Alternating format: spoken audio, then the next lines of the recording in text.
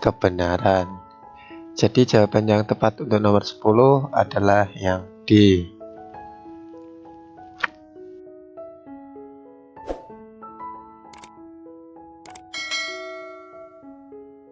Assalamualaikum warahmatullahi wabarakatuh. Apa kabar teman-teman semua? Semoga selalu diberi kesehatan, amin. Guys, juga selamat untuk teman-teman yang sudah lolos ke tahap SKB.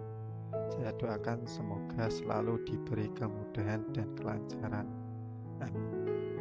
Pada kesempatan kali ini kita akan membahas soal SKB tenaga pendidik, yaitu mata pelajaran Bahasa Indonesia, materi puisi.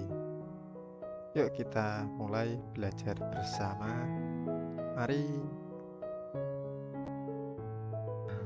Oke teman-teman, kita langsung saja ke soal yang pertama. Puisi dibagi menjadi dua jenis, yaitu puisi lama dan baru. Berikut ini yang termasuk dalam puisi lama adalah A. Himne, B. Seloka, C. Romansa, D. Satire, atau E. Elegi.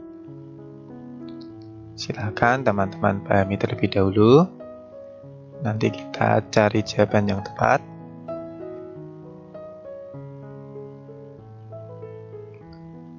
Oke, sudah ketemu jawabannya. Jawaban yang tepat adalah yang B. Seloka. Kita lihat pembahasannya. Yang pertama, yang termasuk dalam puisi lama adalah mantra, pantun, karmina, seloka, gurindam, syair, dan talibun. Kemudian yang termasuk dalam puisi baru yaitu balada, romansa, elegi, himne, ode, dan satire, dan sebagainya. Jadi jawaban yang tepat untuk nomor 1 adalah yang B, seloka. Oke, sekarang kita lanjut soal nomor 2. Adapun unsur-unsur puisi dibedakan menjadi unsur intrinsik dan unsur ekstrinsik. Unsur intrinsik puisi antara lain sebagai berikut, kecuali A. Tema, B. Amanat, C. Tipografi, D. Unsur nilai, atau E. Majas. Oke, silakan teman-teman cermati terlebih dahulu.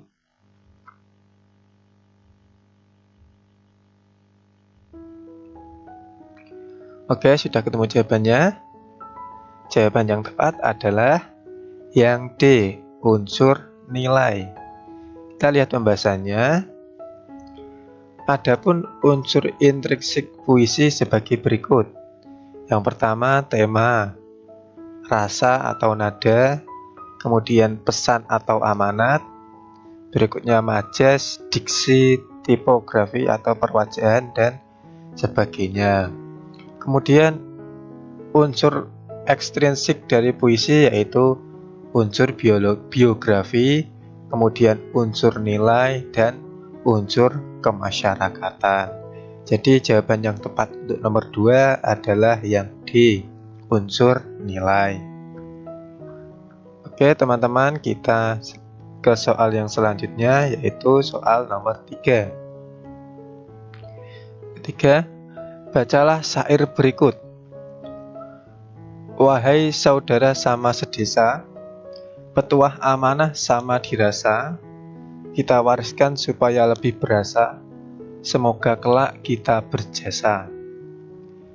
Maksud syair tersebut adalah A. Kita harus menjaga dan mewariskan petuah dan amanah. B. Kita harus menjaga saudara sedesa. C. Kita harus menjunjung saudara sekampung agar beruntung. D. Kita harus mewariskan amanah kepada saudara sekampung. Atau E. Kita harus rukun antar warga sekampung.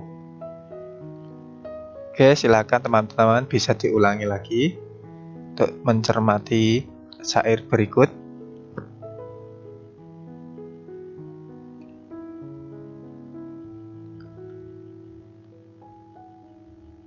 Gimana? Sudah ketemu jawabannya? Jawaban yang tepat adalah yang A. Kita harus menjaga dan mewariskan petuah dan amanah. Kita lihat pembahasannya. Syair tersebut mengisahkan tentang peninggalan leluhur kampung berupa petuah dan amanah yang harus dijaga dan dilestarikan agar kehidupan warga beruntung atau lebih baik. Jadi jawaban yang tepat untuk nomor 3 adalah yang A. Oke teman-teman, kita lanjut soal nomor 4. Bacalah syair berikut. 1000 kata tak mampu kuungkapkan untuk menjelaskan sejuta keindahan alam Indonesia yang menawan, menenteramkan hati dengan kesejukan, sungguh takkan kulupakan.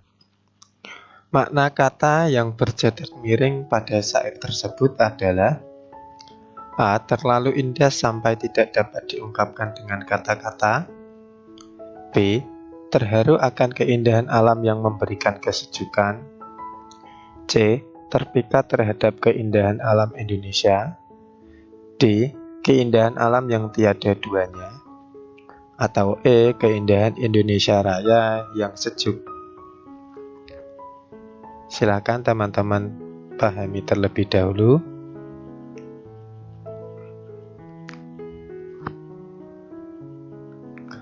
Oke, sudah ketemu jawabannya. Jawaban yang tepat adalah yang C. Terpikat terhadap keindahan alam Indonesia. Kita lihat pembahasannya. Makna kata menawan adalah memikat atau menarik hati. Penulis terpikat terhadap keindahan alam Indonesia. Jadi jawaban yang tepat untuk nomor 4 adalah yang C. Oke teman-teman, kita lanjut soal nomor 5. Jenis puisi modern yang mengisahkan sebuah cerita atau riwayat tertentu yang sedih dan mengharukan, terkadang dinyanyikan atau ditampilkan dalam bentuk dialog dinamakan A. Balada, B. Satire, C. Romansa, D. Himne, atau E. Elegi.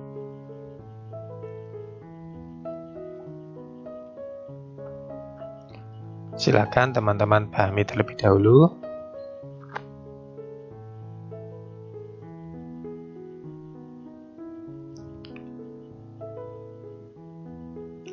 Oke, sudah ketemu jawabannya.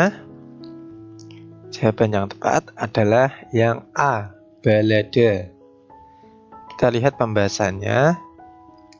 Romansa adalah jenis puisi modern yang bercerita tentang isi dan luapan perasaan cinta kasih seseorang. Intinya puisi romansa atau romance berisi tentang cerita cinta atau romantisme. Kemudian elegi adalah jenis puisi modern berupa syair atau nyanyian yang mengandung ratapan dan ungkapan sedih, khususnya pada peristiwa duka cita, kematian atau kehilangan. Kemudian yang ketiga, himne atau disebut juga dengan gita puja, merupakan jenis puisi modern yang berisikan puji-pujian terhadap Tuhan atau terhadap sesuatu yang sakral dan dimuliakan, seperti pahlawan. Kemudian yang terakhir, satire adalah jenis puisi baru yang berisi sindiran atau kritik pada kelompok atau seseorang. Satire biasanya menggunakan gaya bahasa dalam bentuk ironi, sarkasme, atau parodi. Jadi jawaban yang tepat untuk nomor 5 adalah yang A, balada. Oke, kita lanjut soal nomor 6. Jenis puisi lama yang hampir sama seperti pantun, tapi lebih pendek, terdiri dari 2 baris saja. Baris pertama adalah sampiran, baris kedua adalah isinya, merupakan jenis puisi lama. A. Mantra, B. Pantun, C. Talibun, D. Karmina, atau E. Gurindam. Silakan teman-teman bisa diulangi bacanya.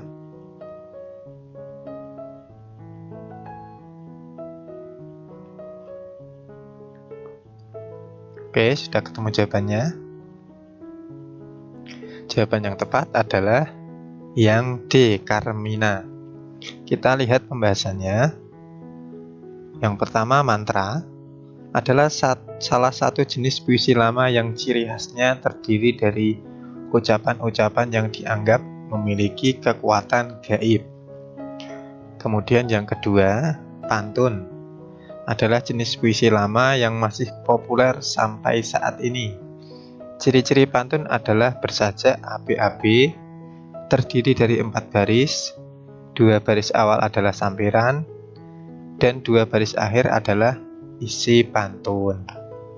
Kemudian yang ketiga, gurindam adalah puisi lama yang tiap baitnya terdiri dari 2 baris dengan sajak AAAA yang berirama sama. Umumnya isi gurindam berisi tentang nasihat atau cerita-cerita. Kemudian yang terakhir, talibun merupakan jenis pantun genap yang umumnya terdiri dari 6 baris, 8 baris, atau bahkan 10 baris sekalipun. Jadi jawaban yang tepat untuk nomor 6 adalah yang D, Carmina. Oke teman-teman, kita lanjut soal nomor 7. Perhatikan pantun berikut. Buah cempedak, buah durian, pergi ke pekan naik sepeda. Larik yang tepat untuk melengkapi pantun tersebut adalah A. Jangan ragu berbuat baik, senyum saja sudah ibadah. B. Pikir dulu sebelum bertindak, menyesal kemudian tiada guna. C. Supaya tidak kesal kemudian, diperlukan selalu sikap waspada. Atau D. Mari kita jalin silaturahmi untuk menambah sanak saudara. Silakan teman-teman bisa diulangi membacanya.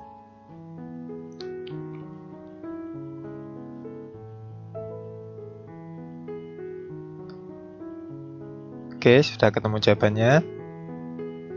Jawaban yang tepat adalah yang C. Supaya tidak kesal kemudian, diperlukan selalu sikap waspada. Kita lihat pembahasannya. Menulis pantun harus mencermati ciri pantun.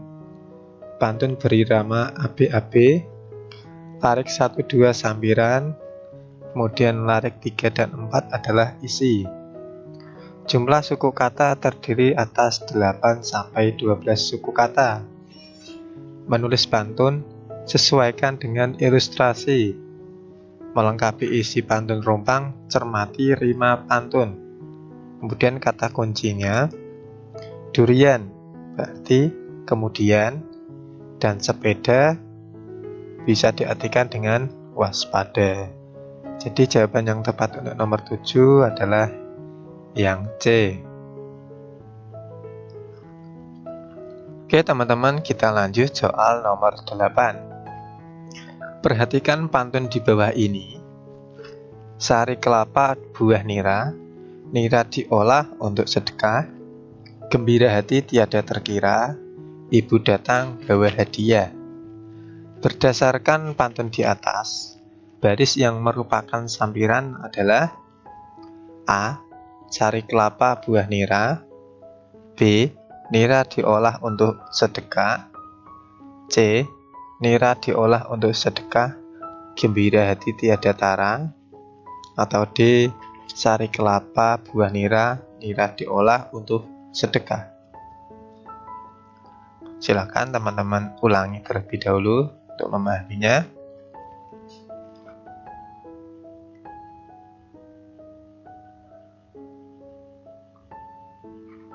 Oke, sudah ketemu jawabannya. Jawaban yang tepat adalah yang D. Sari kelapa buah nira, nira diolah untuk sedekah. Kita lihat pembahasannya.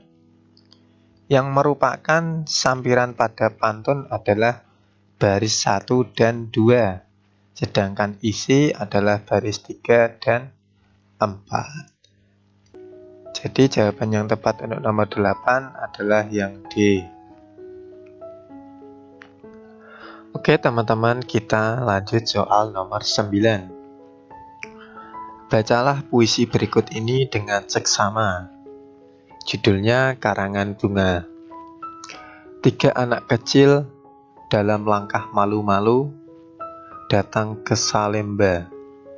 Sore itu, ini dari kami bertiga, pita hitam dalam karangan bunga, sebab kami ikut berduka bagi abang yang ditembak mati siang tadi. Maksud dari puisi tersebut ialah A. Menggambarkan kejadian kedukaan, B. Menceritakan 3 anak kecil datang, C. Menggambarkan anak kecil yang malu, D.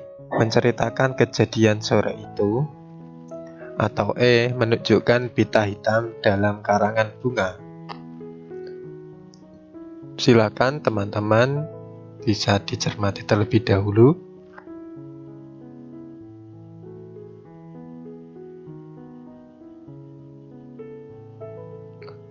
Oke, sudah ketemu jawabannya. Jawaban yang tepat adalah yang A, menggambarkan kejadian kedukaan.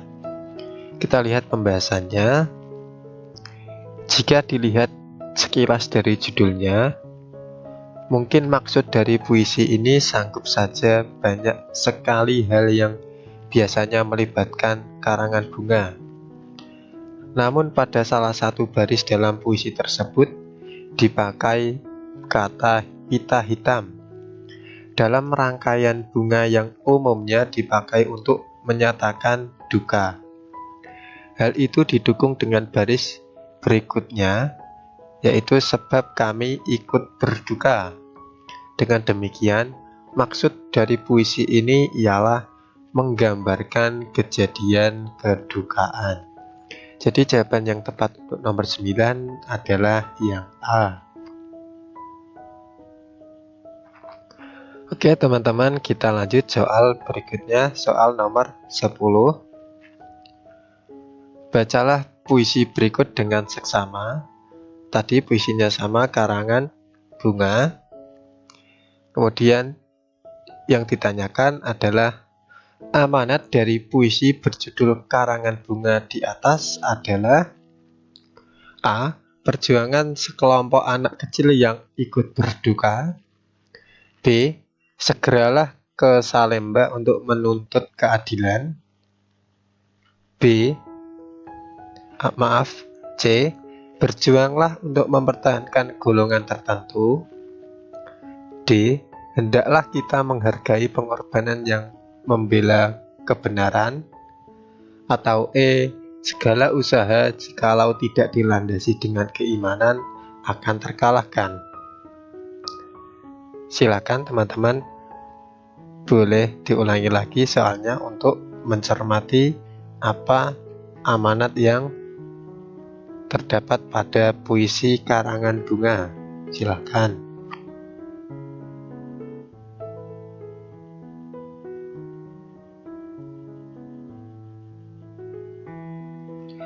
Oke, sudah. Jawaban yang tepat adalah yang D.